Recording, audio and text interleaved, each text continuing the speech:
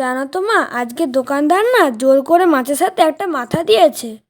মাথা যখন দিয়ে দিয়েছে, চল এই মাথা দিয়ে একটা সুন্দর রান্না করি। প্রথমে দুটো আলুকে কুচিয়ে নেব, দুটো পেঁয়াজকে কেটে নেব, একটা টমেটোকে কুচিয়ে নেব, 10-12 কোয়া মতো রসুন ছাড়িয়ে নেব, কিছুটা আদা কেটে নেব ও কয়েকটা ধনেপাতাকে কুচিয়ে রেখে দেবো। এবার মাছের মাথাগুলোতে নুন হলুদ মাখিয়ে রেখে দেবো।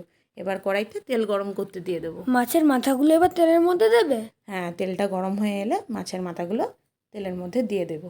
আস্তে আস্তে মাছের মাথাগুলোকে ভাজতে থাকবো। মাছের মাথাগুলো যখন লাল করে ভাজা হয়ে আসবে, তখন সেগুলোকে তুলে রেখে দেবো।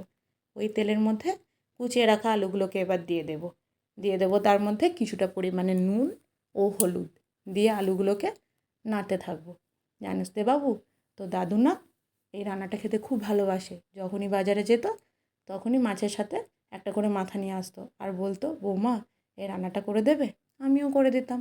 এবারে আলুগুলো ভাজা হয়ে গেলে তুলে নেব।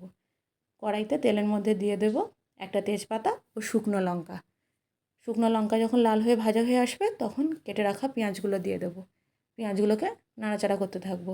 পেঁয়াজগুলো যখন লাল করে ভাজা হয়ে আসবে, তখন তার মধ্যে দিয়ে দেবো বেটে রাখা রসুনটা। দিয়ে ভালো করে পেঁয়াজ ও রসুন নাড়াতে থাকবো।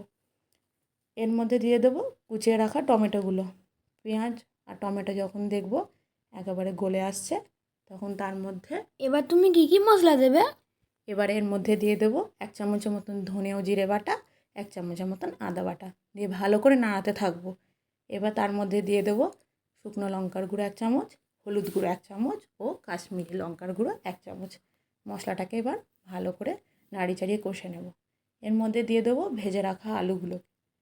আলুর সাথে মশলাটাকে ভালো করে নাড়াতে থাকবো। মশলাটা যখন দেখবে একটু কষা হয়ে আসছে, তখন তার মধ্যে একটু জল দিয়ে দেবো।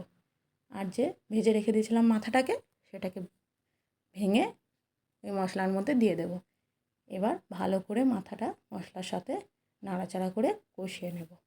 তার মধ্যে দিয়ে দেবো কিছুটা পরিমাণে জল, আলুগুলো সেদ্ধ হওয়ার জন্য। একটু নুন দিয়ে দেবো। দিয়ে ভালো করে নাড়াচাড়া করে জলটা যখন ফুটে আসবে, ঢাকা দিয়ে দেবো। ঢাকা খুলে যখন দেখব আলুটা সিদ্ধ হয়ে এসছে এবং জলটাও একটু মরে গেছে, তখন একটু নাড়াচাড়া করে তার মধ্যে দিয়ে দেবো কুচানো ধনেপাতাটা। কিছুক্ষণের জন্য গ্যাসের মধ্যে রেখে দেবো। একটু নাড়াচাড়া করতে থাকবো। আস্তে আস্তে দেখব জলটা একেবারে শুকিয়ে গেছে আর তেলটা একদম ছেড়ে দিয়েছে। দেখ না বাবু, কি সুন্দর দেখতে হয়েছে না রান্নাটা? মা, আমাকে আগে বাদ দাও, আমি তাড়াতাড়ি খাবো। যা সুন্দর দেখতে হয়েছে রান্নাটা, খিদেতে আমার আর থাকতে পারছি না। তুইও কি তোর দাদুর মতন এই রান্নাটার ফেভারিট হয়ে গেলি নাকি রে? তাহলে আর তো কোনো কথাই নয়, তুই আর তোর দাদু এই রান্নাটা করলে একসাথে খেয়ে নিবি।